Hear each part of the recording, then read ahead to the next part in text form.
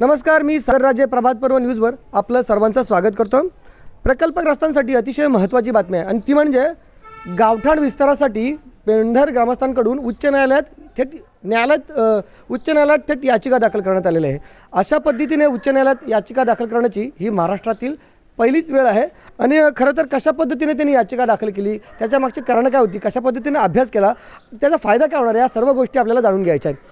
तर सर्वात प्रथम मी किरण पाटील यांच्याकडून जाईल, ज्यांनी यामध्ये अतिशय महत्त्वाची भूमिका बजावलेली सर्व ग्रामस्थांनी त्यांनी एकत्र केलेलं आहे आणि अशा पद्धतीने याचिका दाखल केलेली आहे। सुरुवातीला मला एक गोष्ट सांगायची की सिडको हद्दीमध्ये जी गावं आहेत त्या गावांमधील जी गरजेपोटी म्हणून बोलली जातात ती घरं आहेत, जी मूळ गावठाणाच्या बाहेर, त्यांच्यावर कारवाई केली जाते।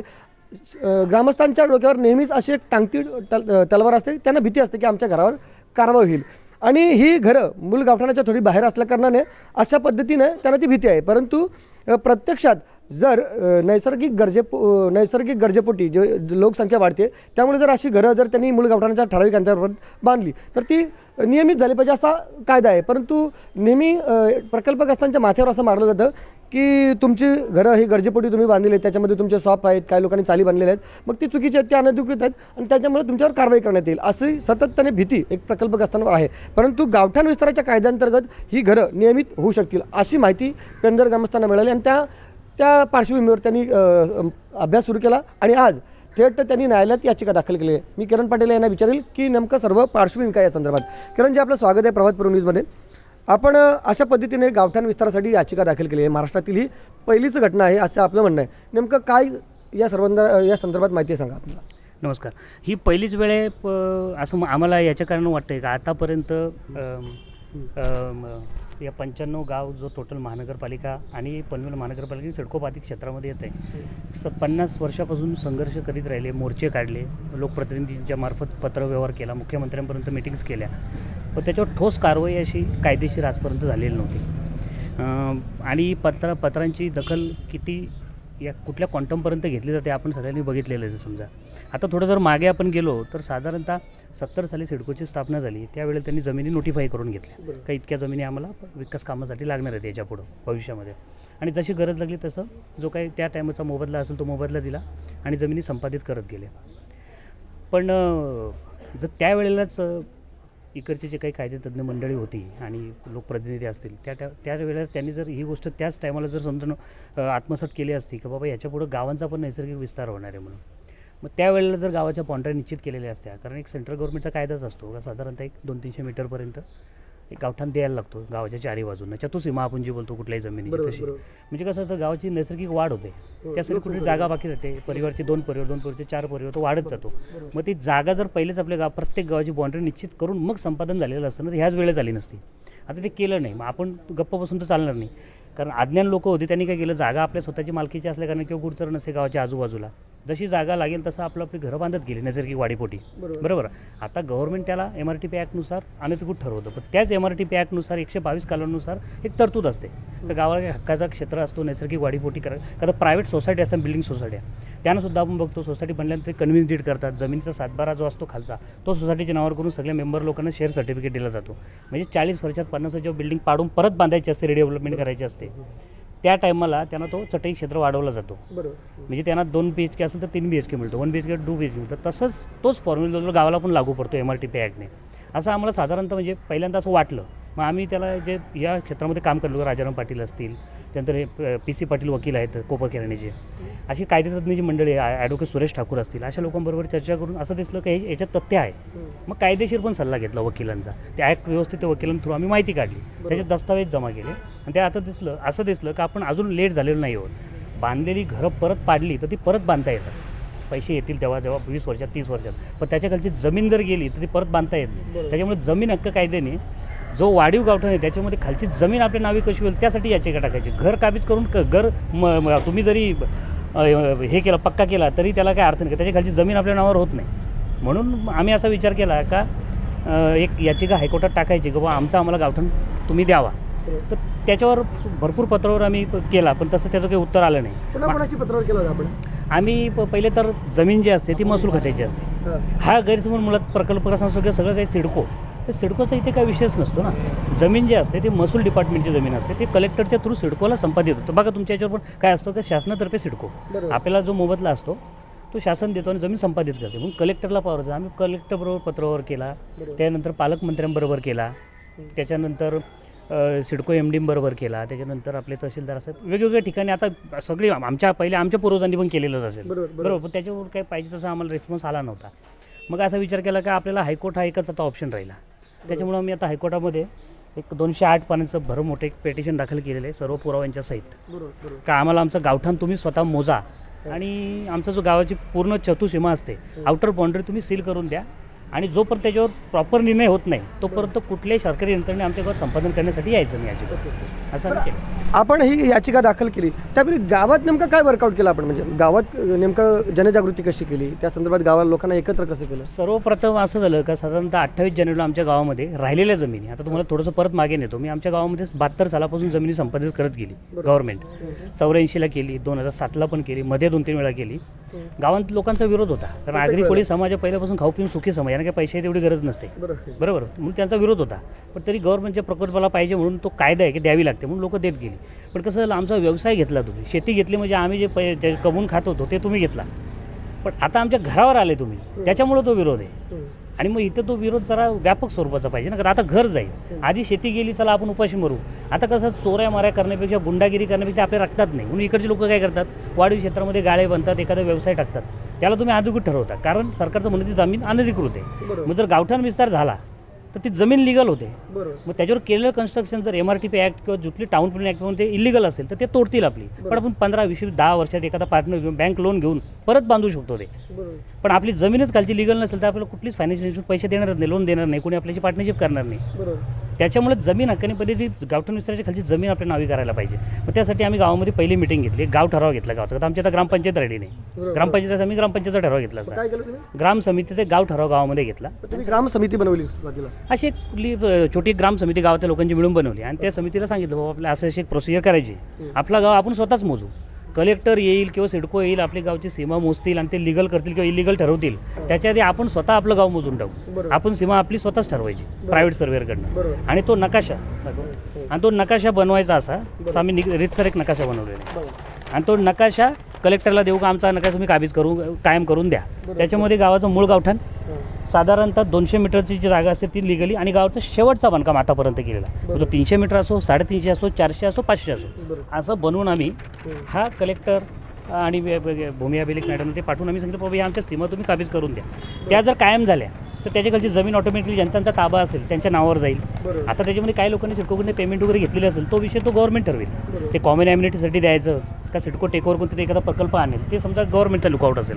पण पहिले आमची बाउंड्री तुम्ही ठरवून द्या, म्हणजे आमच्या गावात कोणी पोकलून घेऊन यायला नको ते तोडायला, आजूबाजूला तोडफोडचं काम चालू आहे.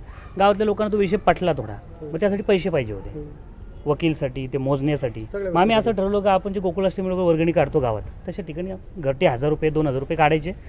3-4 दिवसातच 2.5 लाख रुपये आम्हाला जमा झाले. गावाने रिस्पॉन्स चांगला दिला, आणि मग आम्ही एक सर्वेकडनं सर्वे केला, आणि त्याच्यावर आम्हाला साधारण एक 90,000 रुपये लागले तो गाव पूर्ण मोजायला. आमचं गाव 90 एकर झाला, मूळ गावठाण फक्त 39 गुंठे आमचा, म्हणजे त्याच्या बाहेरचं सगळं अनधिकृत आहे. जर समजा हा गावठाण विस्तार जर आमचा झाला तर हायकोर्टात आमचं चालू आहे, नाही प्रविष्ट मॅटर आहे, तोपर्यंत आमच्या गावाला कोणी येऊ शकत नाही. आम्हाला तर धोका कमी आहे, कारण त्याच्यावर निर्णय होईल तेव्हाच आम्हाला धोका वाढेल. बरोबर. मग आम्ही स्वतः आमचा गाव मोजला, रीतसर नकाशा बनवला, सीमा ठरवल्या, त्यानंतर जे जरुरी दस्तावेज होते 72 सालचं एक जजमेंट आहे हायकोर्टच्या जजचं, का बाबा तुम्ही सिडकोला त्यांनी म्हणजे सूचना केली होती, GR नव्हता, एक सूचना होती का बाबा तुम्ही जेव्हा गावांचं जमिनी नोटिफाय कराल तेव्हा एक गावचा गोठा असेल शेवटचा, तिथून थोडी जागाचा बफर ठेवा, तर यांची नैसर्गिक वाढ होईल पुढं. त्याला पण केराची टोपली दाखवली, डायरेक्ट होतं. त्यांनी सूचना केली होती हायकोर्टाच्या जजनी का तुम्ही थोडीशी सीमा ठेवा आणि मग संपादित करा. पण त्यांनी काय केलं, गावच्या वेशीपासूनच घेतलं. मग तुम्हीच आमच्या जागेत अतिक्रमण केलं एक प्रकारे. ते सांगतात का तुम्ही अतिक्रमण, तसं नाही ना, आमचा 200 मीटरचा प्रपोज्ड होता तो, आमचा 200 मीटरचा प्रपोज जागा होती, कधी ना कधी आम्हाला ते भेटणार होती आम्ही मागणी केल्यावर. मग तुम्ही आमच्या गावात त्या 200 मीटरमध्ये आलेच का, पहिले तुम्हीच आमच्यात मग एक प्रकारे अतिक्रमण केलं. मग ते साबित करण्यासाठी आम्ही ती याचिका दाखल केली, आणि गावातल्या लोकांनी त्याला साथ दिली, पैसे जमा झाले. प्रशांत पाटील नावाचे हायकोर्टचे वकील नाशिकचे, त्यांना आम्ही आमचे लॉयर म्हणून अपॉइंट केले, आणि मग ती याचिका पुराव्यासह नकाशासह आम्ही माननीय हायकोर्टामध्ये दाखल केलेली आहे. आता या सगळ्यामध्ये आपण कोणाच्या विरोधात, म्हणजे कोणाला पार्टी बनवलेली या संदर्भात? आता सर्वात मुख्य पार्टी म्हणजे कलेक्टर ओके. माननीय कलेक्टर रायगड यांना आम्ही पहिली पार्टी केलेली का त्यांनी 1932 पासून आमच्या गावाचा गावठाण विस्तार केलाच का नाही. बरोबर. जी त्यांची जिम्मेदारी होती की आमची सीमा तुम्ही ठरवलीच नाही. 32 पासून तुम्ही केली 90 वर्षापासून बरोबर. आणि ती आता कुठल्या कायद्याने तुम्ही करू शकता. तुमचे कुठले कुठले अधिकारी त्याची त्यांना जाण करून द्यायची आपल्याला. जसं भगतसिंगांनी कसा बॉम्ब फोडला कोणाला त्यांना मारायचं नव्हतं फक्त जागे करायचे होते तसं त्यांना ते अधिकार होते कलेक्टरला पण त्यांनी ते अधिकार वापरले नाही. म्हणजे आताचे वैयक्तिक आताचे कलेक्टर नाही बोलत आपण तेव्हा जे कोणी पदावर असतील ते बरोबर. त्यांच्या अधिकारांनी ते गावठाण विस्तार देऊ शकत होते तेव्हा. बरोबर. पण वेळोवेळी लोकांनी मागण्या नाही केल्या. लोकांनी फक्त मोर्चे नेले जनप्रतिनिधींचं ऐकलं मोर्चे नेले धरणं आंदोलन केला रास्ता रोको केला त्यांनी काही होणार नाही. कायद्याला बेस नव्हता. कायद्याचा बेस नव्हता अजिबात. हे कसं आता कुठल्या कायद्याने कलेक्टरला पॉवरमध्ये करू शकतात. आता त्याच्यामध्ये बांधकाम आहेत काही काही जमिनी संपादित झालेल्या आहेत ते शासन ठरवेल त्याचं काय करायचं. कॉमन ॲम्युनिटीसाठी समाज हॉलसाठी एखाद्या ग्राउंडसाठी द्यायच्या मंदिरासाठी द्यायच्या धर्मशाळेचा त्यांचा निर्णय असेल का डायरेक्ट ताबा घ्यायचा त्याच्याबद्दल आमचं काही म्हणणे नसेल तो शासन प्रविष्ट मॅटर होईल. पण आमची चतुसीमा तुम्ही ठरवायची तोपर्यंत आमच्या गावात यायचं नाही. मग याच्यामध्ये कलेक्टर डेप्युटी कलेक्टर ज्या मुख्य भूसंपादन अधिकारी पण आहेत आपल्या त्यानंतर प्रांत त्यानंतर सिडको MD नगरविकास मंत्रालय टाउन प्लॅनर महापालिकेला करायला पाहिजे होतं. ॲक्च्युली आमच्याकडनं गलत झाली कारण महानगरपालिका जेव्हा स्थापना झाली 2016ला त्यावेळेला त्यांनी सुद्धा पहिले गावाच्या चतुसीमा ठरवून मग ताबा घ्यायला पाहिजे होता. म्हणजे लोकांचा पण कॉन्फिडन्स नव्याने करता येईल म्हणजे एक सप्लिमेंट टाकावं लागलं न्यायालयाच्या परवानगीने. तर ह्या एक 7-8 जणांना आम्ही ती याचिका दाखल केली की तुम्ही टाउन प्लॅनिंग करताना सुद्धा गावाचा बफर जो होता एरिया तो ठेवूनच टाउन प्लॅनिंग करायला पाहिजे होतं. म्हणजे आम्हाला आता तुमच्यापर्यंत न्यायला जायची गरजच लागली नसती. आमचा जो तुम्ही दिलेला एरिया त्याच्यामध्ये लोक हळूहळू घरं बांधत गेले असते गरजेपोटी आपली सॉरी म्हणजे नैसर्गिक वाढीपोटी. पण आता एक शब्द तुम्ही बोलले की गरजेपोटी म्हणजे लोकांना गरजेपोटी घरं सांगूनच बऱ्याच वेळेला फसवण्यात आलेलं असं म्हणता येईल का तुम्हाला. 100% गरजेपोटी घर ही व्याख्याच नसते कायद्यामध्ये. गावठाण विस्तार किंवा जमीन हक्क हाही डेफिनेशन असते. गरजेपोटी घराची परिभाषा आपण करू शकत नाही. बरोबर. नक्की ठरवायचं कसं गरजेपोटी याच्यामुळे सगळा गोंधळ झाला. हां त्याच्यापेक्षा मग आपण जर समजा गावठाण विस्तार केला म्हणजे याची टाकली म्हणजे ही समजा 25 वर्ष आधी टाकली असती आणि आमच्या गावाला 200-300 मीटरची जी सीमा अशी एकदम सील करून दिली असती बरोबर. त्याच्या बाहेर आम्ही गेलो नसतो. जे काय असलं आमचं आतल्याच झालं असतं म्हणजे ते लिगल त्याच्या खालच्या आमच्या सनदी भेटल्या असत्या. आज मूळ गावठाण तुम्ही सनद देता लोक लोन करतात पाहिजे तसं घर बांधतात. गावठाणाच्या बाहेर जे घरं आहेत ते बांधायला पैसे पेंटिंग करा म्हणून लोकांकडे पैसे नसतात कारण लोन मिळत नाही पार्टनर कोणी घेऊ शकत नाही. तिथं प्लॅनच पास होत नाही. महानगरपालिका सगळ्या यंत्रणा त्याला अंधीकृत ठेवतो. म्हणून आमची मागणी एवढी की आमची तुम्ही बाँड्री पक्क्या करा आउटर बाँड्री आपण ज्याला बोलतो डिमार्केशन आणि आमच्या घरांच्या खालची जी जमीन हक्क आहे तो आम्हाला द्या. मग त्याच्यानंतर तुम्ही MRTP ॲक्टनुसार जर त्याला प्लॅनिंग कमिशननुसार त्याला रॉंग ठरवत असाल तर आम्ही आज ना उद्या कधी ना कधी आम्हाला ते मोडून परत बांधायचंच असतं. त्यावेळेला आम्ही तुमची परमिशन लिस्टवर बांधतो त्याला. पण आपण परत एक मुद्दा नेहमी असं बोललं जातं की नाही प्रकल्पासाठी जमीन द्यायला पाहिजे म्हणजे सगळे प्रकल्प हे फायद्याचेच आहेत असं समजूनच ही सगळी जमीन संपादित केली पाहिजे बरोबर ना असं म्हणणे. या गोष्टीला आपण काय विरोध करायचा असतो. आता बघा सरकारच्या विरोधात तर जाता येत नाही आपल्याला कारण तो सेंट्रल गव्हर्नमेंटचा कायदाच आहे की जमीन तुम्हाला द्यायला लागते. ते काही लोकांचं गैरसमज आमच्यावर स्टॅम्प नाही आमची वगळली तुमची जमीन एकदम कोरी जरी असेल तरी सेंट्रल गव्हर्नमेंटचा प्रोजेक्ट जमीन द्यायला लागते. पण त्याला पण काहीतरी नियम नाही बरोबर ना. ते नियम धाब्यावर तुम्ही नाही धरू शकत. आता तुम्ही 72ला जमिनी घेतल्या 84ला घेतल्या तेव्हा आमची लोक गप्प होती म्हणजे त्यांचं पोटे बघा विविध भट्ट्या गेल्या मच्छीमारी गेली शेती गेली म्हणजे जो उत्पन्नाचा स्रोत होतो पण गेला अशिक्षित लोक होती. पण आता तुम्ही घरावर जर कुऱ्हाड मारत असेल ते जमणार नाही ना. ते कमावण्यासाठीच आहे ना म्हणजे कोण जे सिडको वगैरे घेत असेल ती त्यांचा फायदाच करण्यासाठी घेते. हो आता ही जागा जी आमची संपादित केली ना त्याच्यामध्ये कुठला असा मोठा लोकोपयोगी प्रोजेक्ट नाही आला. गृह प्रकल्प चाललेले आणि ते पैसे देऊन विकतात ती घरं. तो कमर्शियल 60% धंदाच झालेला एक प्रकार बिल्डरचा. मग आता आमची घरं मोडणार जी लोकांनी बांधलेली आहे ती नैसर्गिक वाढीपोटी तिथे तुम्ही बिल्डिंग प्रोजेक्टच आणणार आहात. मग त्यापेक्षा आमचा गावठाण पक्का करून टाका एवढीच आमची मागणी आहे. बरोबर. या सगळ्या गोष्टी मला आता नक्कीच फायदा होणार आहे बरोबर ना. याकडे आपण कसं पाहता म्हणजे आता धोके कुठले टळलेले आहेत नक्की. धोके टळले असं बोलू शकत नाही पण तात्पुरता एक श्वास घ्यायला आपल्याला चान्स भेटलेले आहे कारण आपला मॅटर तर हायकोर्टात न्यायप्रविष्ट असल्याकारणे आपल्याला सध्या तरी धोका नाही आहे. तर मला असं वाटतं की आजूबाजूच्या गावांना पण आम्ही हेच आवाहन करू की तुम्ही पण तुमचा स्वतःचा एक गाव मोजा. 2-3 लाख रुपये काही जास्त नाही आहेत. एकेकाचा 1 कोटीचा घर असतो. कोण ग्रामपंचायत असेल त्यांनी ग्रामपंचायत थ्रू किंवा आमच्यासारखं तुम्ही गावामध्ये 1000-1000 2,000 रुपये वर्गणी काढा स्वतःचं गाव स्वतः मोजा स्वतःची बाउंड्री स्वतः ठरवा शेवटचं बांधकाम पकडून हायकोर्टामध्ये याचिका दाखल करून ते काबीज करायला आमच्यासारखी प्रोसेस तुम्ही पण करा. गावची कमिटी बनवू आम्ही बनवली गाव ठराव घेतला प्रत्येक गाव ठरावामध्ये आम्ही आमचे मीटिंग मिनिट्स ठरवतो. त्या मीटिंग मिनिट्सप्रमाणे आमच्या लोकांचे त्याला प्रोत्साहन असतं ते सगळे आम्ही अटॅच केलेले सगळ्या गोष्टी कागदावर क्लिअर येतात एकदम क्लिअर आम्ही करून केलेले. तर आजूबाजूच्या गावांनी पण जर केलं साधारणतः 20-25 गावं जर गेली त्याची व्याप्ती वाढेल. एक गाव टाकलं तर हायकोर्ट मे बी आता आम्हाला तरी हायकोर्ट सिरियसली घेते. लगेच 8 एप्रिल आमची पहिली सुनावणीची तारीख पण दिली म्हणजे हायकोर्टाला वाटतं काय मॅटर सिरियस आहे तर लवकर तारीख मिळत नाही तुम्हालाही माहिती आहे. लगेच आम्हाला 8 तारखेची आमची पहिली सुनावणी आहे. बघा ना किती म्हणजे सिस्टमॅटिक सगळ्या ग्रामस्थांनी एकत्र या ठिकाणी येऊन अशा पद्धतीने एक महत्त्वाचं असं पाऊल उचललेलं आहे आणि महाराष्ट्रातील हे पहिलंच पाऊल आहे. खरोखर ग्रामस्थ इतर गावच्या लोकांनी देखील याच्याकडनं बोध घ्यायला पाहिजे आणि त्यांनी देखील त्याचा पुढाकार घेतला पाहिजे असं किरण पाटील यांचं म्हणणं आहे. इतर ग्रामस्थांकडे जाऊ आपण आणि त्यांच्या काय भावना आहेत त्या संदर्भात. आपलं नाव काय? कांता पाटील. बोला, काय म्हणणं आहे आपल्या या संदर्भात? शिडकोनी ज्या वेळेला 3 वेळेला संपादित केली जमीन, बरोबर बरोबर बरोबर 85 साली, 2006 साली आणि 2020ला, बरोबर. तर आम्ही सर्व ग्रामस्थ जमा झालो. कारण त्यांनी जो घाव घातला आता गावाच्या मध्ये घातला. बरोबर. जी संपादित जागा केली आता गावाच्या मध्ये आल्यात. ते असं सांगता आम्हाला डेव्हलपमेंटच्या नावाखाली तुम्ही चिरडू नका ना लोकांना. बरोबर. हे चिरडणं चालू आहे.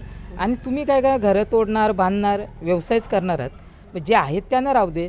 पूर्वी जो तुमचा 39 गुंठच गाव होता, म्हणजे तिथं घरं 40 असतील, आता घरं 400-500 झालेली आहे. एखाद्याची त्यावेळेला 3 मुलं होती, 4 मुलं. जो वडिलोपार्जित घर होता तिथे 1 मुलगा राहिला, 2 राहिले, तिसऱ्याने कुठं जायचं? मग तो आजूबाजूला शेत होता गावाच्या गावठाणाच्या बाजूला, त्यांनी बांधलं. मग ते का अनधिकृत ठरून पाडणार का तुम्ही आता? तर प्रत्येकाला ही गरज आहे. आता राहण्याचीच जागा नाही राहिली. जमीन गेला, व्यवसाय गेला आणि पोट भरण्याचं साधन पण गेलं निघून. मोलमजुरी तर आता नाहीच तुम्हाला कुठे. परमनंट नोकऱ्या पण गेल्या. ज्या तुम्ही MIDCसाठी तुम्ही जमीन आमच्या अगोदर घेतल्या 70ला, त्या फॅक्टरीज पण 80% जवळजवळ बंद झालेल्या आहे. परमनंट नोकरी दिली नाही. आणि आज तरी गाववाल्यांना नोकऱ्या नाही मिळत. हा एक तिथला म्हणजे या संतापच आहे ग्रामस्थांचा. तर त्यासाठी आता आम्ही सर्व ग्रामस्थ एकत्र जमून हायकोर्टामध्ये याचिका दाखल केली आहे. बघूया आता न्याय काय मिळतो त्याबद्दल आम्ही आहोत. संदर्भात बोलायचं आहे का? या बोला, काय बोलतो तुम्ही? बोला, बोलायचं आहे. माहिती द्यायची ठीक आहे, काय हरकत नाही. बघा ना सगळं एक महत्त्वाची गोष्ट की इथे मला आहे ना कुठलं राजकीय असा कोण म्हणजे खास असं आहेत सगळे, प्रत्येकाचं कुठल्या ना कुठल्या पक्षाला समर्थन असेल, परंतु या ठिकाणी सगळं पक्षभेद विसरून एकत्र आलेलं ही एक महत्त्वाची गोष्ट आहे. नाही, आम्ही सुरुवातीला असा विचार की न्यायालयात जायचं असं नाही, मग वैयक्तिक कशाला कुठे जायची गरज नाही. पण आता त्यांच्या आम्हाला पाठिंब्याची गरज आहे. आम्ही प्रत्येक लोकप्रतिनिधी जे आमचे आहेत, प्रत्येक प्रतिनिधीकडे जाऊन आम्ही ह्या आमच्या प्रस्तावाला त्याचं समर्थनसाठी आम्ही त्यांच्याकडे जातो. त्यांना आमची विनंती असेल तुमच्यामार्फत का आम्हाला समर्थन पत्र त्यांनी द्यावं किंवा पेंदर गावाने जे गावठाण विस्तार प्रस्ताव दिला त्याला आमची प्रतिनिधी म्हणून, आमचे प्रतिनिधी म्हणून सहमती आहे. आमदार असतील, खासदार असतील, नगरसेवक असतील, माझे आजी जिल्हा परिषद सदस्य असतील, त्यांनी आम्हाला एक समर्थन त्यांच्या लेटर दिलं तर आमची बाजू अजून मजबूत होईल अशी एक विनंती असेल. आम्ही त्यांना वैयक्तिक जाऊन पण प्रत्येक लोकप्रतिनिधीला, बंधदार असतील, सगळ्यांना भेटणार आहोत आणि मग त्यांचं समर्थनपत्र अटॅच करून आम्ही कलेक्टर मॅडमची पण रिसर्व घेऊन त्यांच्याकडे परत जाणार पुढच्या आठवड्यामध्ये. का न्यायालयातून त्यांना ही पेटिशनची कॉपी भेटलेली आहे, नकाशा भेटलेली आहे. आम्ही परत येतो, आमच्या व्यथा काय आहेत त्या ग्राउंड रिॲलिटी काय ती पण त्यांना सांगू. का तुम्ही जमीन घेतली त्यावेळेला आम्ही विरोध केला, पण तेव्हा आम्ही एवढं व्यापक नव्हता केला, पण आता आमची घरं जाणार आहेत, त्याच्यामुळे आम्हाला मग आंदोलन जोरातच करावं लागेल. हे सगळे मुद्दे किंवा सगळं ग्रामस्थांची भूमिका ऐकून आपल्याला काय वाटलं त्या संदर्भात नक्की कमेंट करा. व्हिडिओ जर्नलिस्ट यासिन खानसह सागर राजे, प्रभात न्यूज करता, तुळजा.